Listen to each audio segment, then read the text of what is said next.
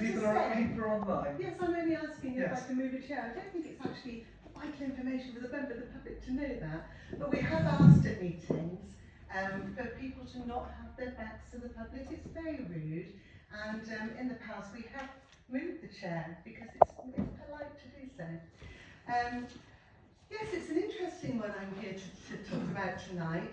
And it's regarding agenda item 9 on the council papers, and that's regarding the behaviour policy. And it's interesting because the agenda says that it's going to be discussed and following a meeting held on the 3rd of October, which bizarrely included a so-called independent councillor from Andover, which is very bizarre. And it's to discuss the recommendations made at the meeting on the 3rd of October. One of which is to send me a warning letter. It's not the first time I've had a warning letter, and it may be the last, but having received a letter dated the 25th of October 2024, it seems that the recommendation to approve the recommendation from the 3rd of October has already been made behind closed doors. And I do know that one of the other recommendations that meeting has also been enacted. So I'm not quite sure why it's on the agenda for today when it's already happened. So with regard... Sorry, if I could just say, we will... Are you going to stop the clock? We will clear that up under agenda item 9 for you. Okay. Hope you stopped the clock and started it again. Thank you. And just on the clock business, can I just point out that this town council, under the Portishead Independent Political Party, really rallied against the previous administration for not allowing people to speak beyond 4 minutes, I think it was at the time, and yet they're now stifling the public from doing the same. We do understand it's got to be business conducted, but at the same time, I can't remember at the last meeting in September, which related to the 3rd of October behaviour policy meeting, that the chairman actually stopped anybody from talking or even warned them that time was running out. And if you're going to have a timing policy, it's got to be consistent, because at the moment it currently isn't. So by all means have a timing policy, but it's got to be consistent. And you can't have favours to people that you like or praise you. It's got to be across the board.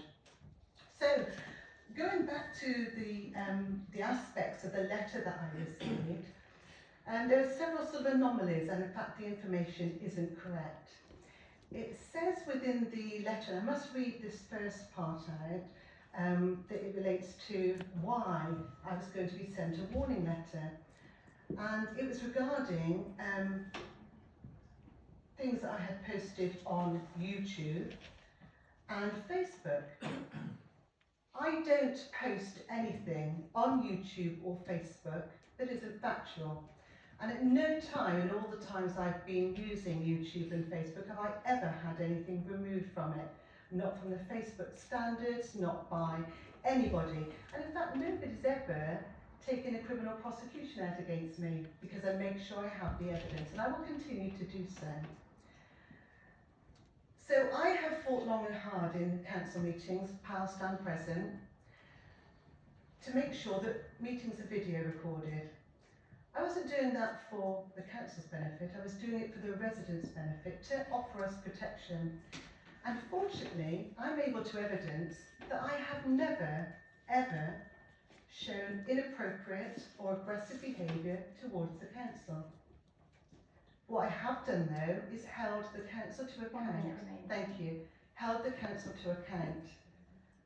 And I will continue holding the council to account, whatever party they might belong to, whether it's regarding a matter that they feel very strongly about. I will hold them to account if this town is misled, if information is incorrect, and I will also offer factual information.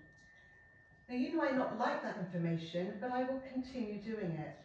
And if my greatest crime in this town is to put on videos on YouTube, which actually are the same videos that you're on your own website with correct information alongside, then I think I'm quite happy to come along and carry on doing that.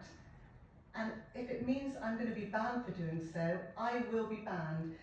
And I would like to correct that in the letter it said that I had been banned previously for a month in September. That's 5 minutes now. I'd like to hand it over back Thank to the you. chair, thank you. Can I just say, it's I'd like incorrect. to hand the conversation back It's to the incorrect chair. information. Thank I'd you. just like to. Annette, sorry, if you could just sum up very briefly. I'm trying to. I would just like to say, if you're going to send letters out in relation to behaviour policies, you must get the information right. And having been banned for, after a flawed behaviour policy back in 2021, I consider myself. There's never been a review. I extended you briefly. I think we're beyond that. Well, you keep interrupting me, Mr. Whitfield.